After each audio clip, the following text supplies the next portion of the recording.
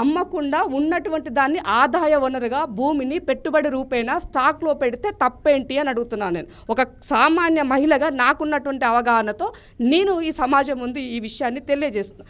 దీనివల్ల ఎవరికి నష్టం కాకపోగా ప్రభుత్వానికి లాభం జరుగుతుంది. స్టాక్లో నష్టపోయినటువంటి దాఖలాలే లేవు. మీకు అది అంతా ఆన్లైన్లో ఉంటుంది. నీ దగ్గర చాలామంది ఎక్స్పర్ట్స్ ఉంటారు కదా, పిలిపించుకొని మాట్లాడు. స్టాక్లో ఇన్వెస్ట్ చేస్తే తప్ప కరెక్ట్ అని అంటే ఈ సమాజాన్ని నువ్వు తప్పుదో పట్టిస్తున్న సందర్భంగా తెలియజేస్తున్నా. ఇంకో విషయం ఏంటంటే జీవోల గురించి మాట్లాడుతున్నారు. మీ చరిత్ర ఏంటి? 1,00,000 జీవోలను దాచిపెట్టి ఈ సమాజం ముందు దోషిగా నిలబడితే కోర్టు మీకు మొట్టికాయలేసింది. జీవోలు ఎందుకు పబ్లిక్ డొమైన్లో పెడతలేరని. అది మీ చరిత్ర. ఆర్టీఐ మేము రాస్తే వాటికి సమాధానం ఇవ్వకుండా దాచుకున్న చరిత్ర మీది. మీరు మాట్లాడితే ఎట్లా?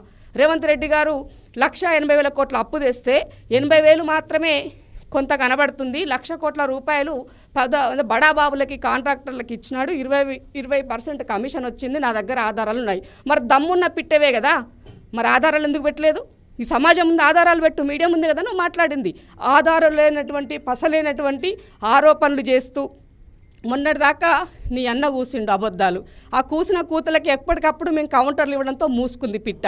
ఇవాళ మళ్ళీ నీవు బయలుదేరినామా అబద్ధాలు చెప్పడం కోసం.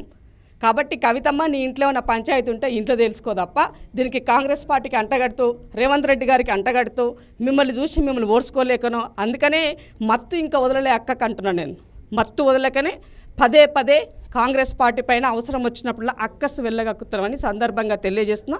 తెలంగాణ సమాజం ఒకటే అర్థం చేసుకోవాలా, ఈ అప్పుల కుప్పగా ఉన్నటువంటి ఆర్థిక వ్యవస్థను గాడిలో పెడుతూ ఈ సమాజంలో మనం ఏ రకమైనటువంటి ఇన్వెస్ట్మెంట్లు చేయొచ్చు, ఏ రకమైనటువంటి ఈ విధంగా మనం ఈ సమాజాన్ని కాపాడుకోవచ్చు అని రేవంత్ రెడ్డి గారు పనిచేస్తున్న భాగంగానే ఈ రకమైనటువంటిది వస్తుందని ఈ సందర్భంగా గుర్తు చేస్తున్నాం.